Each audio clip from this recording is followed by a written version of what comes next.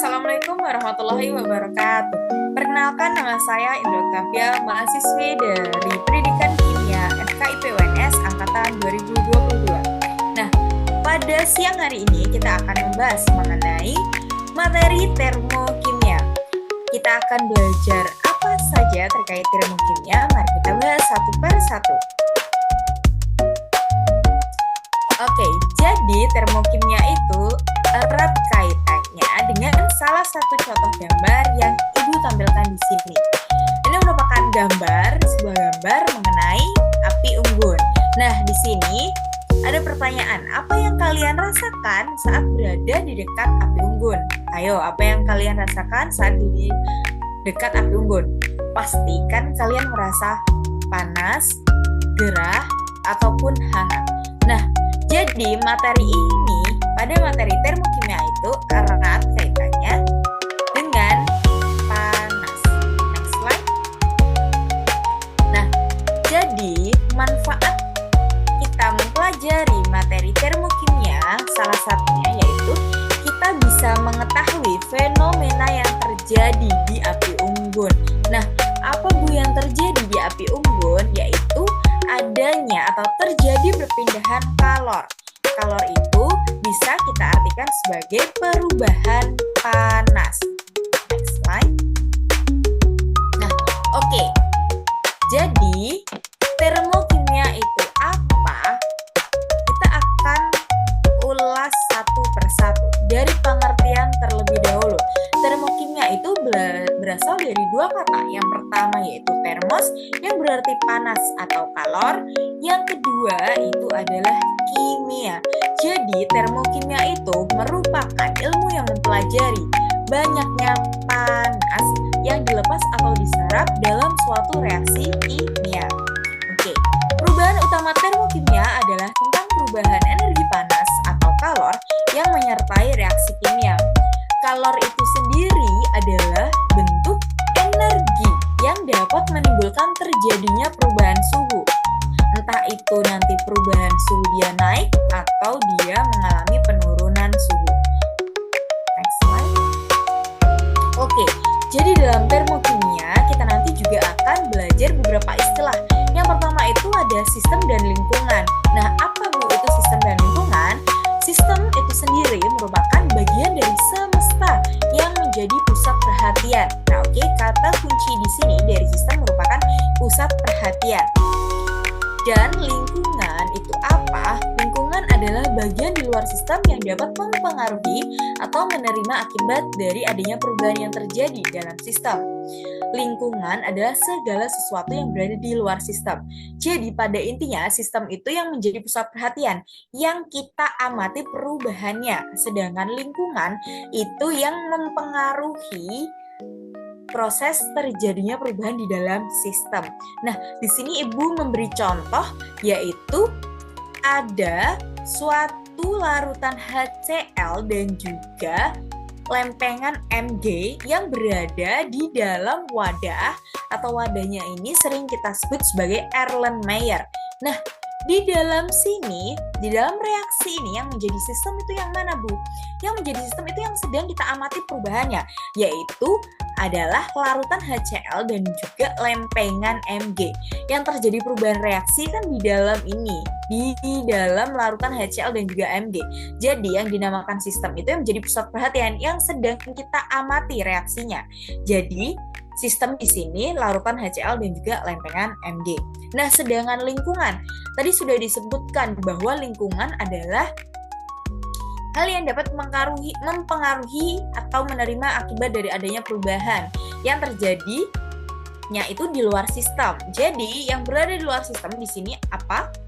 Wadah dan juga udara atau oksigen yang mempengaruhi suatu reaksi kimia. Oke, paham? Kita next slide lagi. Kita akan belajar mengenai jenis-jenis sistem. Nah, di dalam termokimia, sistem itu terbagi menjadi 3. Yang pertama ada sistem terbuka. Di sini contohnya ada beaker glass. Sistem terbuka. Sistem terbuka itu dapat mengalami pertukaran energi dan materi dengan lingkungan. Kenapa dia mengalami pertukaran energi? Karena panas dari dalam Beker dia bisa terlepas atau terserap, dia bisa mengalami penurunan atau bahkan peningkatan energi atau peningkatan panas. Oke. Dan juga dia mengalami pertukaran materi dengan lingkungan. Kenapa? Karena dia sistemnya terbuka. Jadi entah itu kontaminasi udara atau apapun itu, dia bisa masuk ke dalam sistem. Jadi dia nanti mengalami pertukaran energi dan juga materi. Ada juga sistem tertutup. Contohnya adalah tempat obat. Nah, di sini sistem tertutup itu apa? Sistem tertutup dapat mengalami pertukaran energi dengan lingkungan, tidak dengan pertukaran materi. Nah, energi itu kita misalkan sebagai energi panas. Jadi dia nanti energinya panas bisa berpindah, entah itu dia mengalami penurunan atau bahkan penambahan panas itu bisa terjadi. Oke. Dan dia tidak mengalami pertukaran materi. Kenapa? Karena dia sistemnya tertutup. Jadi kontaminasi ataupun kotoran dia aman, dia tidak bisa masuk ke dalam sistem ini. Ada juga yang terakhir, yaitu ada sistem terisolasi, di mana sistem terisolasi itu tidak akan mengalami pertukaran energi dan juga materi dengan lingkungan. Kenapa, Bu? Karena dia sistemnya itu terjaga di dalam, contohnya ini ada termos, dia itu energi atau panasnya tetap terjaga. Jadi semisal kalian memasukkan air panas atau teh ke dalam termos, dia tidak akan mengalami penurunan suhu atau bahkan kenaikan suhu. Mungkin kalau termosnya sedikit abal-abal itu bisa, tapi sangat sedikit waktu yang cukup lama untuk dia mengalami penurunan energi. Tapi pada kenyataannya dia itu sistem terisolasi, jadi dia tidak mengalami pertukaran energi. Jadi panasnya selalu terjaga. Dan dia untuk sistem terisolasi tidak mengalami pertukaran materi karena dia juga tertutup rapat. Jadi entah itu kontaminasi atau kotoran tidak bisa masuk ke dalam sistem terisolasi, seperti itu. Kita next. Oke, jadi kita juga akan belajar mengenai entalpi dan perubahannya. Nah, entalpi dan perubahannya itu di sini Ibu contohkan, di sini ada sistem dan juga lingkungan. Sistem dan juga lingkungan itu akan terus berputar dan mengalami pertukaran energi. Untuk rumusnya itu sendiri kita lambangkan dengan delta U itu sama dengan Q plus W. Oke.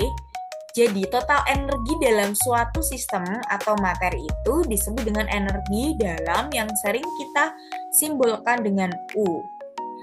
Kalau perubahan energi dalam itu kita simbolkan dalam tanda delta U. Nah, di sini apa? Q itu merupakan sistem yang menerima panas. Nanti bisa kita tuliskan dengan tanda positif. Juga semisal sistem itu melepaskan panas, kita tulis tandanya itu negatif. Untuk W itu apa? W itu usaha atau kerja, satuannya sama-sama joule. Dan untuk tanda plus atau minus, plus itu sistem yang menerima kerja, sedangkan minus sistem yang melepaskan kerja. Next. Oke, entalpi dan perubahannya. Di sini entalpi itu apa? Entalpi sering kita sebut dengan heat atau kita tulis dengan huruf H besar, adalah kandungan kalor atau panas dari suatu zat yang khas untuk setiap zatnya. Nah, perubahan entalpi merupakan fungsi dari keadaan. Artinya apa? Besarnya perubahan entalpi atau delta H itu ditentukan oleh keadaan akhir dan keadaan awal yang tidak dipengaruhi bagaimana prosesnya. Jadi kita hanya mengetahui keadaan akhir dan keadaan awalnya saja, tanpa kita mengetahui reaksi apa yang terjadi selama proses itu berlangsung. Nah, di sini untuk delta H itu dapat kita cari dengan rumus H produk itu dikurangi dengan H reaktan, atau bisa juga kita sebut delta H itu hasil dari H keadaan akhir dikurangi dengan H keadaan awal. Oke, next.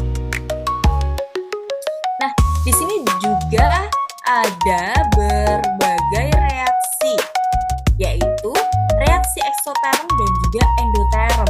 Nah, di sini nanti reaksi dibagi menjadi dua. Yang pertama reaksi eksoterm. Apa Bu itu reaksi eksoterm? Reaksi yang sistemnya membebaskan atau melepas energi sehingga lingkungan menjadi naik temperaturnya. Nah, jadi pada intinya reaksi eksoterm itu energi dari sistem dilepas ke lingkungan. Jadi nanti sistemnya mengalami penurunan energi dan lingkungan itu mengalami peningkatan suatu energi. Oke, jadi exo dari kata exo dia keluar, jadi dia melepaskan suatu energi panas. Contohnya itu ada pembakaran pelarutan NaOH reaksi Mg dengan HCl. Nah, untuk reaksi eksoterm ini ada berbagai contoh reaksinya. Nah, untuk diagramnya itu untuk reaksi eksoterm, delta H produk nilainya itu lebih kecil, H produk itu lebih kecil dari H reaktan. Jadi dapat dipastikan nilai delta H dari reaksi eksoterm itu pasti bernilai negatif. Oke, karena jumlahnya di sini dari diagram sudah diperlihatkan seperti ini. Oke, next. Nah, yang kedua itu ada reaksi endoterm. Nah, kebalikan dari eksoterm, endoterm itu reaksi yang sistemnya menyerap atau menerima energi.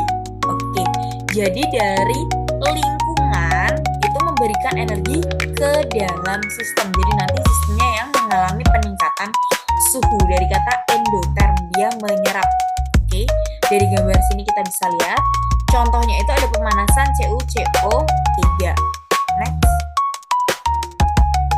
Nah, untuk diagramnya dari endoterm, reaksi endoterm itu sendiri dia kebalikan dari eksoterm, di mana H produknya itu bernilai lebih besar dibandingkan H reaktan. Dari grafiknya kita bisa lihat, dan delta H dari reaksi endoterm itu pasti bernilai positif karena dia kan menyerap energi panas.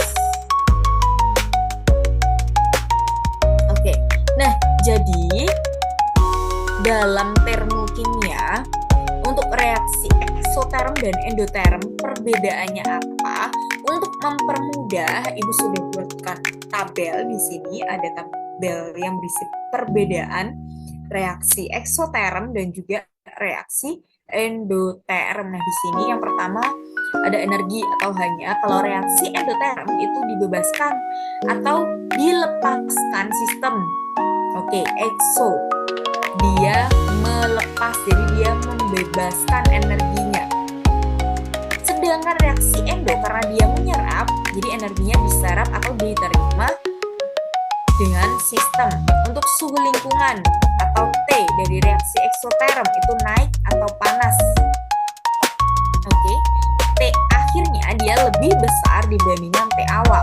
Sedangkan reaksi endoterm dia untuk suhu lingkungan dia turun atau dingin, di mana T akhir kurang dari T awal. Untuk delta H reaksi tadi sudah disebutkan juga di dalam grafik, juga sudah diperlihatkan untuk contohnya.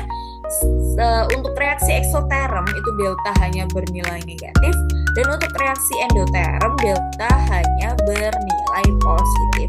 Oke, jadi untuk pertemuan kita siang hari ini mengenai materi termokimia, Ibu cukupkan sampai reaksi eksoterm dan endoterm.